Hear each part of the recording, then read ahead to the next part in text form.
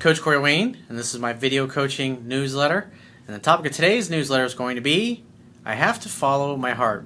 I've got an email here from a guy who was living abroad. He was living in Japan, and originally he was married, and after, I guess during the divorce process was when he found out about my work. So he finished his divorce, learned the things that I teach in my book and in my videos, and for the past year or so, he's been dating a really great girl. They never argue. They ended up moving in together. They lived together for like 10 months.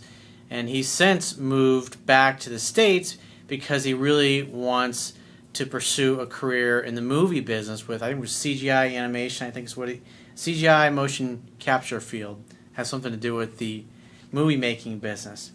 So he's back here in the States and in LA, and his girlfriend, who's basically ready to marry him, is still back in Japan. And so he's struggling financially because he moved back after living abroad for many years. So it's a little bit of a culture shock to go from living in Japan to living in LA, working as a job tending bar, and just kind of struggling with things financially, struggling to get things going with his career. So he asked my opinion on his situation. So I have a quote that I wrote on this particular topic, and we're going to go through his email. And the quote says, "Women love and are most attracted to men who have a purpose and a mission they are relentlessly pursuing with a fearless passion. Men who are lit up on the inside with an emotionally compelling vision they seek to create, even where they ultimately want to be in the future, is many years or even decades away from realization. This is the embodiment of what masculine energy is and an essential component to creating sexual polarity and attraction.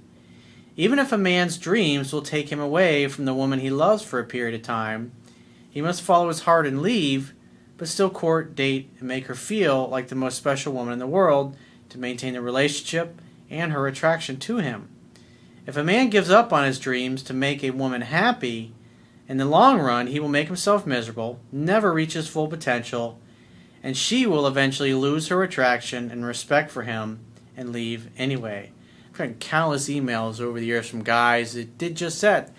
They gave up everything because their girlfriend or their wife was busting their balls. "Oh, that's stupid. That'll never work out." And they just weren't supportive. So they gave all that up because that's what the woman or the wife said that she wanted. And every single time, like I've seen guys move across the country, move from one country to the next, and then they finally get there because they're doing everything that the woman wants, instead of doing what they want and what makes them happy. And then they get there. They move. Can you imagine uprooting your life from someplace in Europe and then coming and moving to the States or Canada or some other country? And after you go through all the expense, selling your house, everything, you finally get there, and literally weeks after you get there, she's like, "I'm just not feeling it. I want to see other people." And the reality is they had a great career and they were happy where they were, but they just gave all that up to make the woman happy. It's just a bad way to go. A man's purpose and his mission in life must come first and foremost above everything. And that often means that sometimes you have to risk a relationship. I mean, at the end of the day, if you court her properly, you date her properly, and so you go from living in the same area or living together to living apart in a different state or a different country, you court her through Skype and you get together when you can.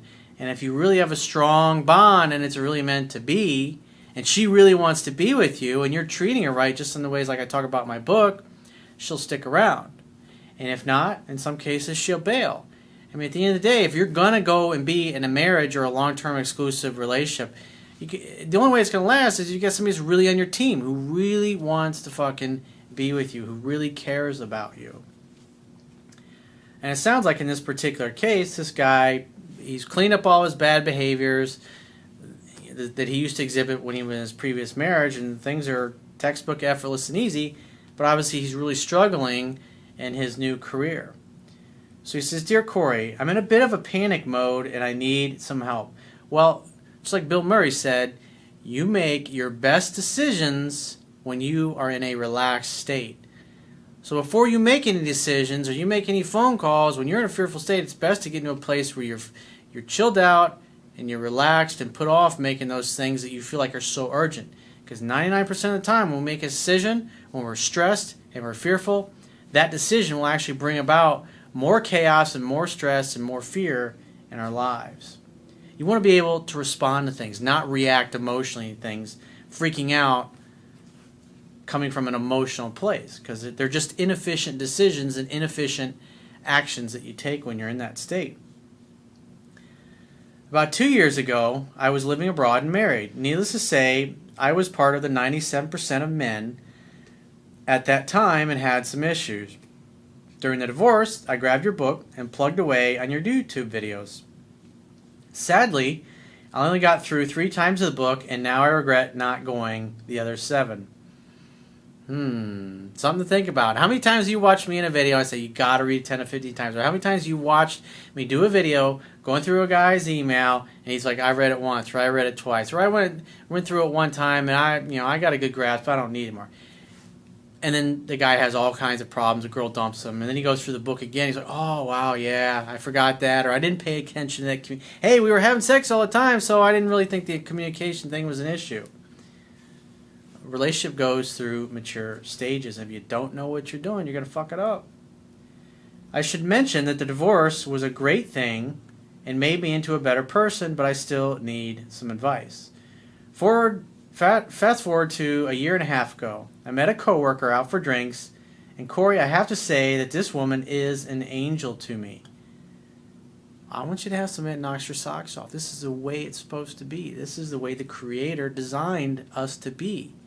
I mean, think about it. What is the point of being sexually attracted to somebody else if they don't feel the same way about you? I mean, the reality is most people, whether you're a man or a woman that you're going to be really into, just aren't going to feel that way. And you're only going to make your best effort, just like in a career, when you really love and you really care about that person, when you genuinely enjoy being with them, when you feel like they have the face, the looks, the body, the personality, the voice, everything that you like. When they push all your buttons in a good way, you'll make your best effort with them. But it's just like in a shitty job, you get up every day and you go, oh, not really into this. You're forcing yourself to do it. Some women can tell. They know.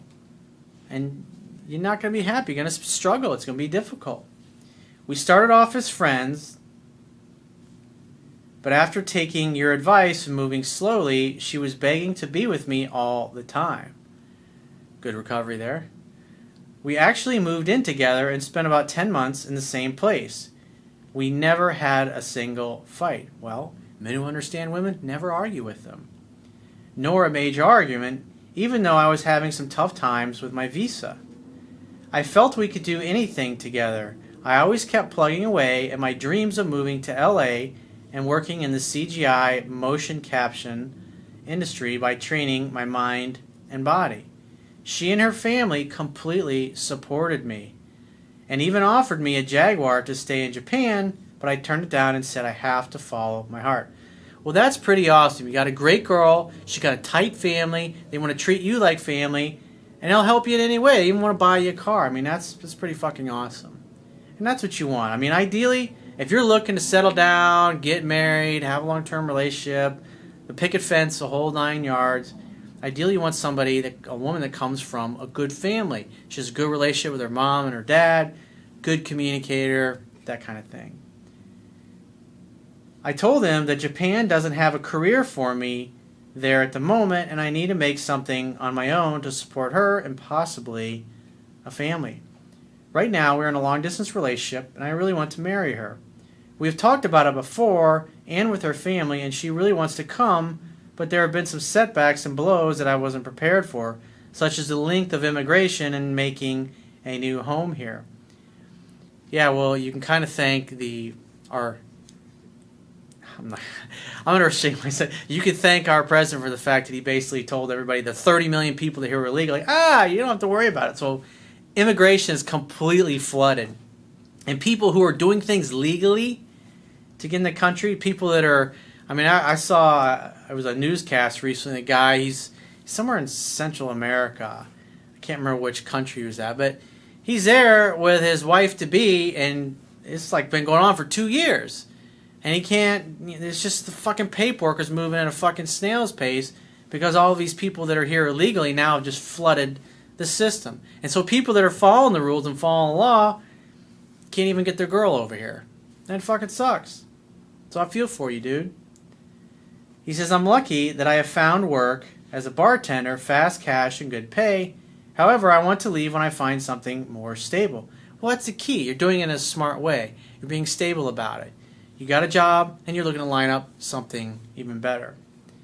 And I've connected myself into the stunt community and will be helping on a small production later this month.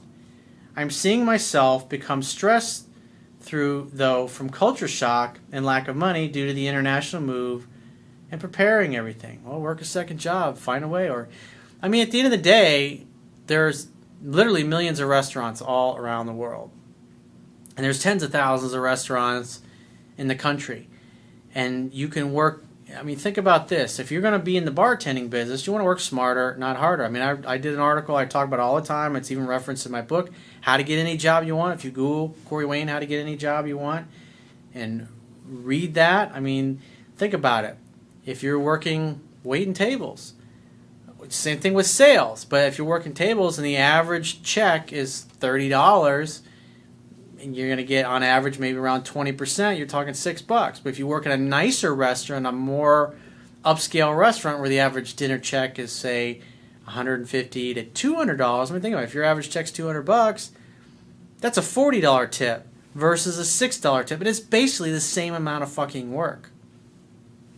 So you want to work smarter, not harder. It's great that you got a bartending job. So now that you got a great bartending job, go talk yourself into either starting out waiting tables somewhere else that's more upscale, that has a higher check amount, so you can make more money. You make more money, you got more options. I mean, money, it's not that it makes you happy, but it gives you choices and it gives you options. And the idea is to work smarter, not harder.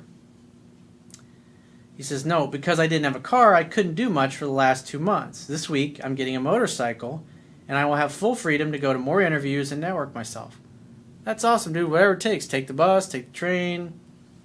I mean, you can download an Uber app. I mean, fucking, it's unbelievable how cheap that is. I remember when I was in Colorado a couple months ago, I went from, let me think, where the hell was I? I was staying at the Westminster. I was at a network chiropractic retreat. And the airport, 35, 40-minute ride. I mean, when I took a taxi from the airport when I flew in, it was about $100, $110 to go from the airport to my hotel. And when I took an Uber back, it was like $45. I mean, less than half the cost. So if you got somewhere close in town to be, I mean, download the Uber app to your smartphone. It just comes right out of your debit card. I mean, it's really inexpensive. It's a great way to get around. It's a lot cheaper than a taxi. I mean, I love Uber. It's fucking amazing. It's just another option for you, for especially, you know, those of you who don't have a nice car, or maybe you live in a big city, or your funds are limited, whatever it happens to be. She's ready to move here and get married, and fuck, man, I'm wanting the same thing, but I still need more time to prepare. Do you have any advice to help out? Well, remember, you got to hang out, have fun, and hook up. And if it's going to take 6 months or another year, God knows how long it's going to take for her to get her visa and everything and come over and you guys get married, you got to see each other. So maybe she comes and sees you and visits you. Maybe you buy her a ticket, or maybe, I mean, it sounds like her family's got some money. Maybe she flies over to come see you. You know, don't be putting it off, because if you just keep putting things off, keep going, oh, I don't have money, I don't have this, I don't have that. After a while, at first, a woman will put up with those excuses, but 6 months, a year, and you still haven't seen each other in 6 months or a year physically in person, and you're not inviting her, baby, I miss you, I want to see you, when can you come visit me? Have her come over, stay for a few days or a few weeks, whatever it happens to be, just to visit.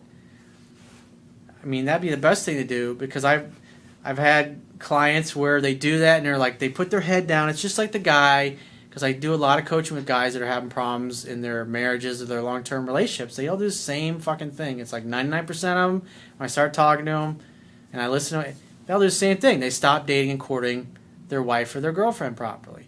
And if you don't make her feel loved by dating her and courting her properly, no matter what you say, eventually she's going to think that you just don't give a damn about her. You can say all the right things. You can tell her I love you 1,000 times, send her tons of flowers, like with your FTD or something like that. But I mean, if you're not spending time together physically in person, your relationship is going to suffer. So just because things are delayed or your money's tight or whatever, there's no reason why she can't fly over here and come see you, and you guys can at least, because you've been here for 2 months. I mean, you lived together for 10 months. I mean, that's difficult on both of you. I know it's difficult. I know what it's like doing long distance relationships, especially you live together for 10 months, and all of a sudden now you're 2 months apart. Have her hop on a plane and come visit you, and you guys can take Uber. You can use Uber to take you guys out on a date. But like I said, when it comes to your bartending job, money's tight, great. You got a job, pays the basic bills. The idea now is to, if you're going to keep working in bartending or waiting tables, I mean, any job, the idea is that you always want to make sure you're earning your max potential where you're at. And so even if you got a good job, you always want to be open. It's like when I was in the construction industry, because I was really good at what I did. I was a good project engineer, good assistant project manager. I had recruiters calling me all the time. Hey, I heard about you. We got this company. They got a big job coming up. See if if you're open to maybe switching companies. And I always listen to what they had to say. I mean, that's a nice way to climb the stairs. If you do a kick-ass job, recruiters are going to find out about you in the industry. So always be seeking. It's like one of the things, there was a quote that Derrick Rose, who's a really good basketball player, plays for the Chicago Bulls. He said, you have one job, and that's to get better. Any professional athlete, that's all they're focused on relentlessly, trying to get a little bit better each day. Even though right now we're in the middle of the conference finals, and in a few more weeks we're going to have the NBA finals. LeBron James, Kyrie Irving, all these guys in the Cavaliers, same thing with the Golden State Warriors. I mean, all those guys are focused relentlessly on just trying to, even now, LeBron James has been in the finals 5 times. He's got 2 rings. Best player in the world right now. It says the same just about every other time you see him on an interview. I'm just trying to get a little bit better each day. Guy's already the best player in the world. I mean, how much better do you need to be, right? That's what most people are going to think. But there's always somebody that's not as successful as you are, that's not as well off as you are, that wants what you have, that wants the job that you have, that's competing against you, that's working day and night trying to get good enough to basically come and take your job. I mean, like guys I coach that play in the NFL or the NBA or the MLB or MLS. Same thing. It's like I get them focused on that. I mean, most of them already know this stuff when they come to me, but helping them fine-tune their game, that's what they have to focus on. They got to remember, it's like you got to work out better, you got to train better, you got to eat healthier, you got to study film better, you got to outwork and out-hustle those people that are trying to come and take your job. If you're a business owner, there's somebody right now somewhere in your city working harder than you are and trying to be smarter, and in essence trying to put you out of business. That's why you always have to get better. It's like one of the things I learned when I was in my early 20s, one of the first things I learned from Tony Robbins is this acronym he has, CANI, C-A-N-I. Stands for constant and never-ending improvement. Always be trying to get a little bit better each day. And that's all you can really do. If you're trying to get better each day, that's the best thing. But again, you got to make some time to hang out with your girl, have fun with your girl, and hook up. You can only do that together in person. It's great that you can do Skype video dates and stuff long distance, but what thing that jumped out at me when I'm reading your email is that you're focused on making money, you're focused in your career, and when you get everything set, then you're going to have your girl come over and be with you. Well, it may take 6 months, it may take a year or 2. The bottom line is you still have to keep dating and courting her properly. It's not like you put her in limbo back in Japan and say, hey, when I got enough money in the bank and I got enough time, everything's just perfect in my life, then I'll have you come over. If you wait until that moment comes along, more than likely what's going to happen is eventually she's going to leave you and go find some other dude. So you need to take care of business. Just have her come over and visit, have some fun. You're still spending time together, and it's just a matter of time before you're able to be together full time. So if you'd like to get my help personally, the quickest way is to book a paid phone, Skype, or email coaching session with yours truly. You can choose any of those options by going to my website, clicking the products tab at the top of your screen, and just follow the instructions for booking whichever option works best for you. And I shall talk to you soon.